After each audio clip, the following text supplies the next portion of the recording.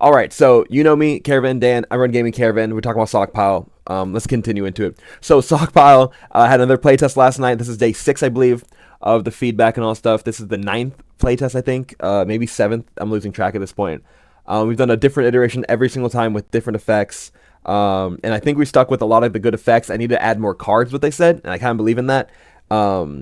Just because I want there to be as many options as possible. So 15 cards would add a lot more variability, and the ties are harder to do every single time. But I think I have a good tiebreaker. The way it's going to work is, for tiebreaker, everyone's going to start off with a random 1-value sock, and it has to be a unique. So basically, you take one of each type of sock, each of the 6 base types of sock, one value, and you put it face down. Everyone grabs one, and that's your starting sock. There's also a laundry line of each sock on top from right to left, and then the rightmost is the most valuable tiebreaker. Left is the least most valuable tiebreaker. What happens if it's ever a tie? You're gonna look at the total value of socks you have of that type, and then whoever has the most is gonna do that tiebreaker. If there's a tie after the rightmost value sock, you go to the next, and then the next. So I actually have 5 tiebreakers inherently just in that.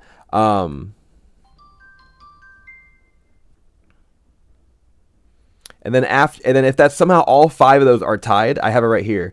If still tied, continue checking next. And after all 5 types, if there's still a tie after all 5 types, you do not claim or trigger your ability. I'm going to change that. It's going to be you not trigger your ability. You do not trigger your ability.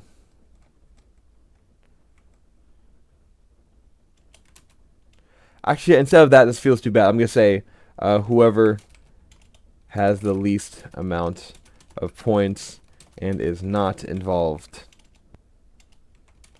in a tiebreaker chooses who chooses the order of players. Cool. And tie. So it's just been the tiebreaker's been the wonkiest thing about this, and there has to be a good way to do this. There has to be a better way for this, but I don't really know. You know, it's one of those things where like there might be an easier way without, but I want this to keep it simple, and sometimes making it too simple is difficult. So that's just where I'm at right now. This rulebook was mandatory because I was teaching it wrong every time the past 2 or 3 times because I keep on forgetting information because I've been saying it so much. I'm like assuming I said stuff when I really didn't. Which is making it a little problematic. I have my little monster.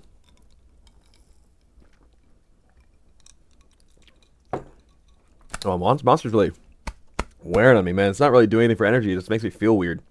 Jeez. So this will be in the link in the description of this video. If you want to read it, go ahead and do so and leave comments about what you think about this. This is also going to be in the board game feedback group on Facebook.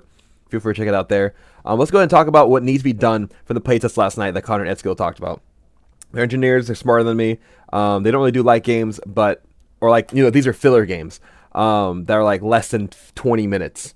Like Exploding Kitten's length almost, but it's not like that kind of game. So let's talk about what they said, and I think it's true. I needed to add something, and I just added it where in the planning phase, rush phase, all players may resolve their abilities. And that's because it's important that they may resolve it. Too many people are like, oh, I didn't know I had, or like, I thought I had to. I didn't do that because I didn't want to do that and all that stuff. This allows them to know in the teach, you don't have to. Because I'm trying to avoid putting any words on the card, which is why I got rid of, like, in this location to here. Because guess where they are in that location. As long as you can utilize the game itself to get rid of words on the cards, it's always a good thing.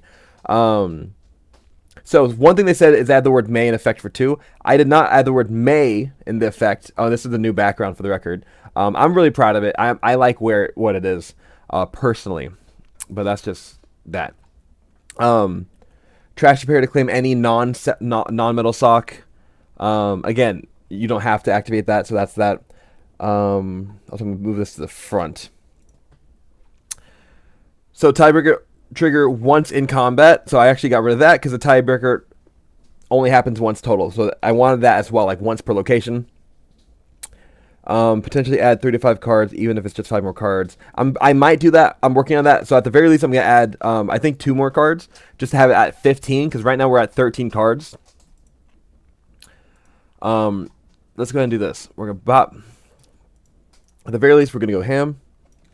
And 2 things I want done. I want this to happen where we're gonna do this at 13 with no effect. And this is just a winner. So this one wins. I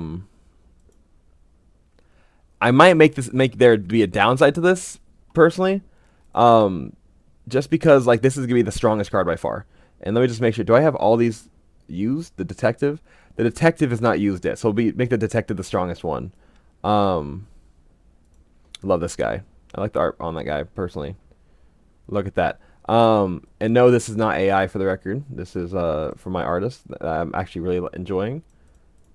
Bada bing. Let's go make this a little bigger because there's no one else in the picture. Okay, there we go. I guess that's good. So it's 15 is the strongest, really strongest guy. I want the center a little more. There we go. But I do want to get rid of some of these things, like make it optional. So return all other royals to the leader's hand.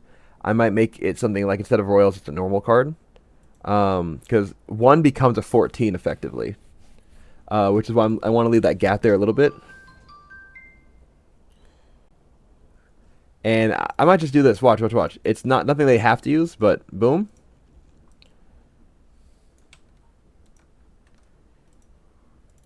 I'll do a 0.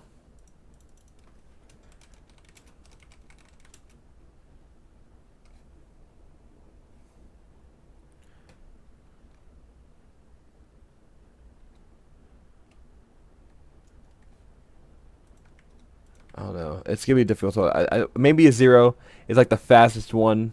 I like the concept of that, but I want to know what it does. You know what I mean? Or it's gonna be like add +5 to your next. Yeah, +5 to your next sock monster.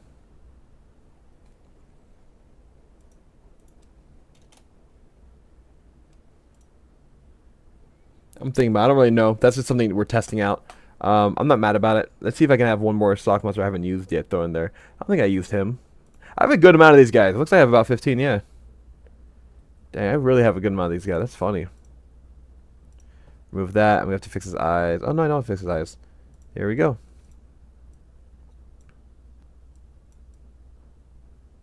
Okay, I like that. I like that. We're doing a good job.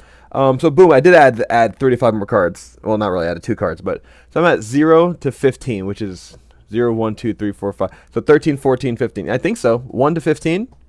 That's 15 cards. So let's say this. Look at this. If we start at, I'm doing the math right now. If we start at 6 plus 3 plus 3 plus 3. So we'll use all the cards in our deck, which I like that. It's just really how you use the cards in your deck.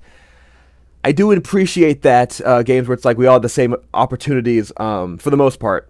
It's just really how dependent on how you used it. I really do like that in a game.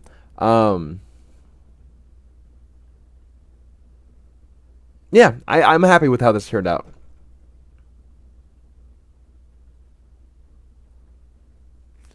Or whatever. Let's just do this. Let's just do this.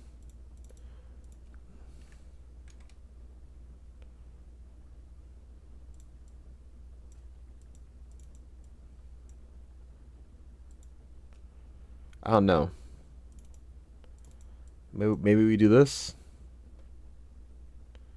I'm so confused about. Maybe I'll make this a royal. If royal here.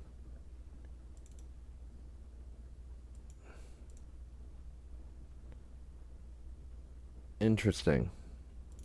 Ooh, maybe we make this a little take that card. Let's do -5 to -5 to other sock monsters. The next location. There we go. So that one actually does a little bit different thing. It's not just a plus. It actually removes the value of another person's lock monster. I like that. I like to see what that does. Cool. I'm intrigued. I like doing this. And that's my next comment. Boom. Potentially have take that card to be an extra 5 cards, which I like. So I need to see if I have 5 take that card. So we just did 1. That's take that card. If roll gets you this card, nope, not take that. Not take that. You may retreat. How about this? You may. How about this? Play a card.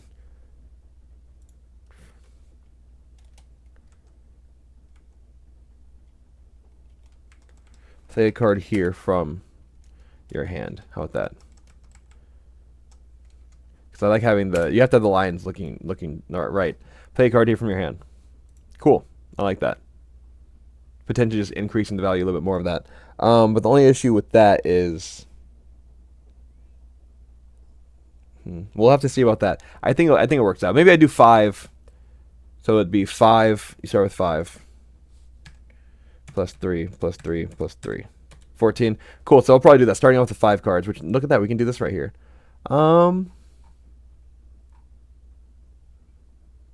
Set up 5 cards. I wanted to give them more, maybe I have it 7. 7 plus 2 plus 2 plus 2. 7 plus 2 plus 2 plus 2. I'm happy with that. No, I think it's too much for like the simple thing. Too many cards, too many options at the beginning. Well, that's the thing about playtesting. We're doing it every single day to see how it goes. Potentially having to take that card to be 5. So back to what I was saying. We have 1. No, no, no. 2. That's number 5. 3. Maybe 4. 5. So we did that, actually. It perfectly works. It's 12. I like that. So we actually have a little bit expansion. If they don't want to play with that, they can just have start off with 4 in their hands and draw 2. Because it just goes 4, 6, 7, 8. And boom! Oh, this is looking nice! We're doing it. Oh my gosh. Yeah, that's my Facebook. Oopsies. I was about to go start typing, and the group immediately forgot that I was recording. I'll potentially have to take that card to be 5 extra cards. I did that. Boom. Lack of clarity, fixed tiebreaker. We fixed the tiebreaker. There we go.